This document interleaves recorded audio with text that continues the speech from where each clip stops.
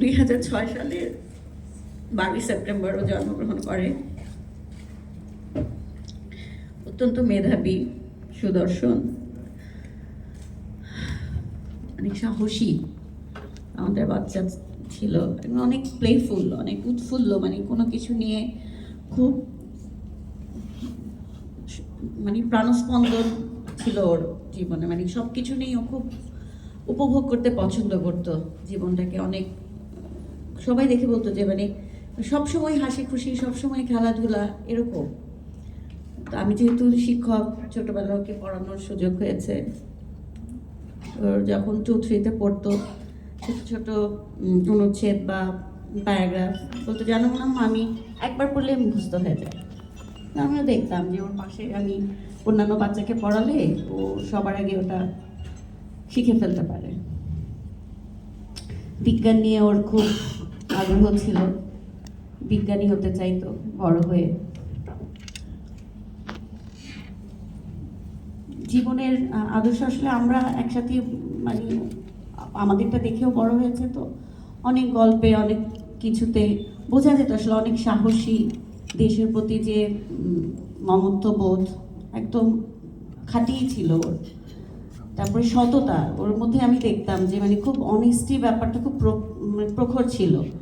মানে কিছুদিন আগে ওই গত বছর 2023-এর ডিসেম্বরে ওদের কলেজে একটা ফেস্টিভ হলো, সায়েন্স ফেস্ট, অনেক বড় একটা, প্রায় 80 লাখ টাকার একটা প্রজেক্ট। তো ওইখানে সায়েন্স ক্লাবের ভলান্টিয়ার ছিল। সকাল থেকে মানে কয়দিন ওকে একদম টানা কাজ করতে হতো। তো একদিনের ঘটনা, ও সেদিন এক জুনিয়র ছেলে আমার পাশে আসলো, বললো যে আন্টি সারাদিন খেটেছে, তো খাবার মনে হয় কম পড়েছিল। তো বলতেছে, ফারহান ভাই সারাদিন খাটলো, তো আমি খাবার পাই নাই, তা আমাকে বললো যে তুমি এটা নাও। মানে খুবই অবাক যে অন্য কোনো ভলান্টিয়ার তো এটা বললো না, ফারহান ভাইয়া ওনার খাবারটা দিয়ে দিল। মানে এইরকমের ওর মধ্যে সততা ব্যাপারটা ছোটবেলা থেকে অনেক প্রখর ছিল।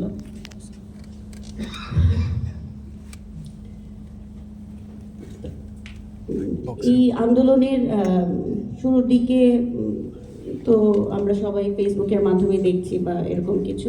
16 তারিখে যখন আমি স্কুলে যাচ্ছি, তখন আসাদ গেটের ওদিকে দেখি যে সেন্ট জোসেফ স্কুল আর রেসিডেন্সিয়াল স্কুলের ছাত্ররা সবাই আসছে, মানে এক সাইডের রাস্তা বন্ধ, শুধু বাম দিকের রাস্তাটা খোলা, ধানমন্ডি থেকে যাওয়ার পথে বাম দিকের রাস্তাটা খোলা, ওই দিকের রাস্তাটা পুরো ব্লক। ওখান থেকে সব ছাত্ররা মানে রোড বন্ধ করে দিয়ে আন্দোলনে এসেছে। তো আমি আবার বাসায় সারাদিন স্কুল করার পর বাসায় গিয়ে আবার দেখলাম, তো আমি বললাম তুমি আসছিলা? ওর স্টোরিতে শেয়ার করলো যে ওখানে ওরা ছিল, ভিডিও দিচ্ছে, স্টোরি দিচ্ছে। তা বললাম, বাবা আর যেও না। বলে, মোনাম্মা কি বলো, তুমি যাবো না কেন? এটা তুমি একদম টিচার, তুমি এই কথা বলছি না বাবা, মারামারি হতে পারে তো, লাইফ রিস্ক। বলে তাতে কি, যাবো না? তুমি এটা কি বলো? 16 তারিখ ওর বাসায় ফিরতে ফিরতে ওর প্রায় রাত 10টা বেজে গেছে। আমরা অনেক খুব টেনশনে ছিলাম, আমি ফোন দিচ্ছি, তখন ফোন ধরছে না। তারপর আমার বড় ভাই, ওর মামা ফোন দিচ্ছে, আমার বোনকে ফোন দিলাম, বাকি না এখনো পৌঁছায় নাই। রাত 10টার মতো বেজে গেছে। তো পরের দিন আশুরার বন্ধ ছিল, 17 তারিখ। ওই দিন সারাদিন রেস্ট করেছে, যেহেতু আগের দিন সারা রাত দিনই ওরা রাস্তায়, ওই ধানমন্ডির ওই 27 নম্বরে ওখানে ওরা জমায়েত হয়েছিল। 18 তারিখ 17 তারিখ রাতেও বললাম যে বাবা আর কালকে কিন্তু ঝামেলা হবে, যেও না। মেসেজ পাঠিয়েছিলাম। পরের দিন দুপুর 2টাতে আমি থাকি ধানমন্ডিতে, 2:57-তে আমি খবর পাই যে এরকম গুলি লেগেছে। তা আমি প্রথমে আসলে বিশ্বাস করতে পারিনি যে গুলি লেগেছে নিশ্চয়ই। তার আগে 16 তারিখ যখন আবু সাইদ শহীদ হলেন, তখন ও আমাকে ওই ভিডিওটা আমাকে পাঠায় আমাকে মেসেঞ্জারে, বলকে দেখো মোনাম্মা কীভাবে গুলি করলো।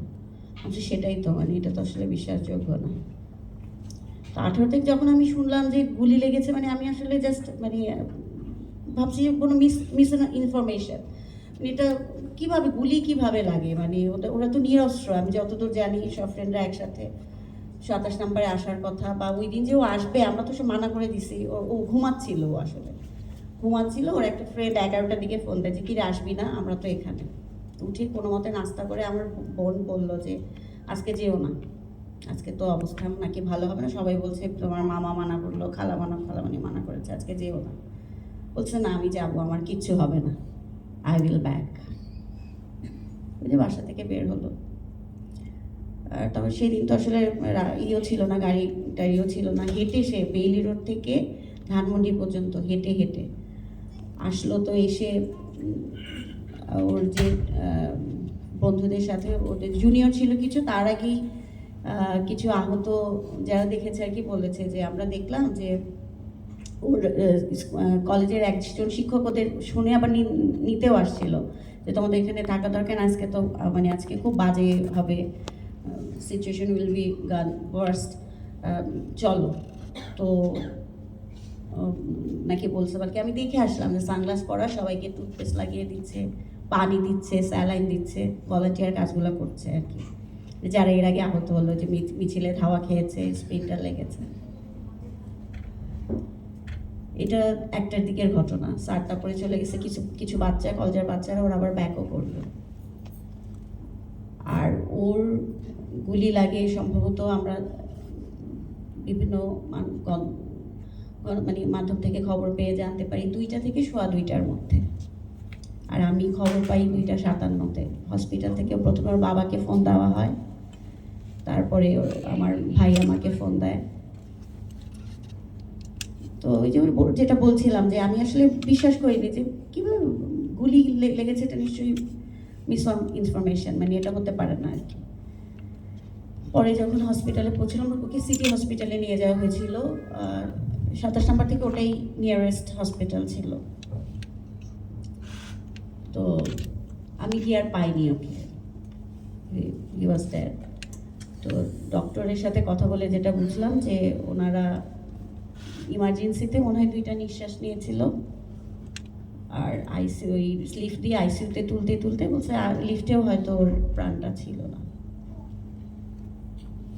তো ওই সময় তো আসলে আমাদের মানসিক অবস্থা কি বুঝতেই পারছেন, মেনে নিতে পারছিলাম না যে আমাদের তো আদরের সন্তান এভাবে করে চলে যাবে।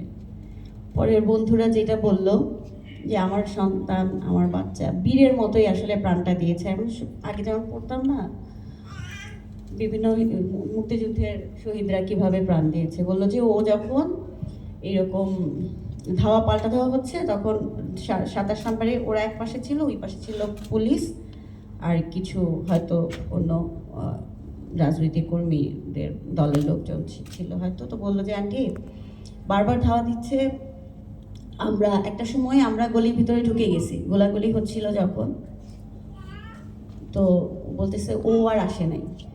তো ওর কারণ ও সায়েন্স ক্লাবের ছিল, ভলান্টিয়ার ছিল, তো সায়েন্স ক্লাবের কিছু জুনিয়র বাচ্চা কাচ্চা ছিল 9-10-এর, ও নাকি সবাইকে সরাই দিয়ে সামনে এগিয়ে গেল। ওর ফ্রেন্ড ছিল প্রত্যয়, ও আমাকে পুরো বললো যে আন্টি আমাকে সরাই দিয়ে বললো, এখনো কাঁদে আর বলে যে আন্টি আমার গুলিটা ফারহানের বুকে লেগেছে।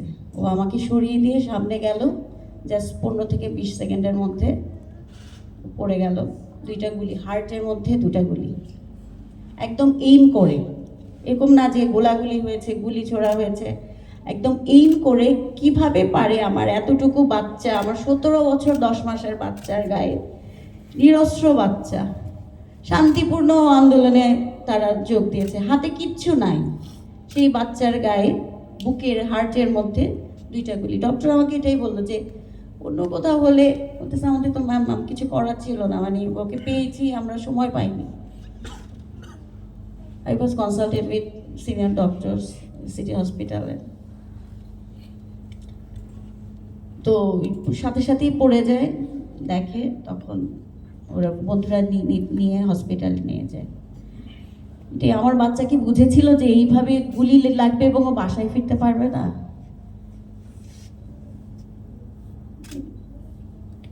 কোন দেশে আমরা আছি?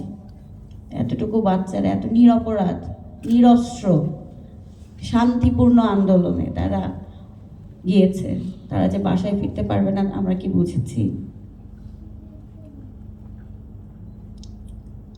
কিভাবে পারে এতটুকু বাচ্চার এই যে যারাই তো এটা একটা কারো হুকুমে হয়েছে, কারো নির্দেশে এভাবে বাচ্চাদের উপর আক্রমণ করা হলো, গুলি করা হলো।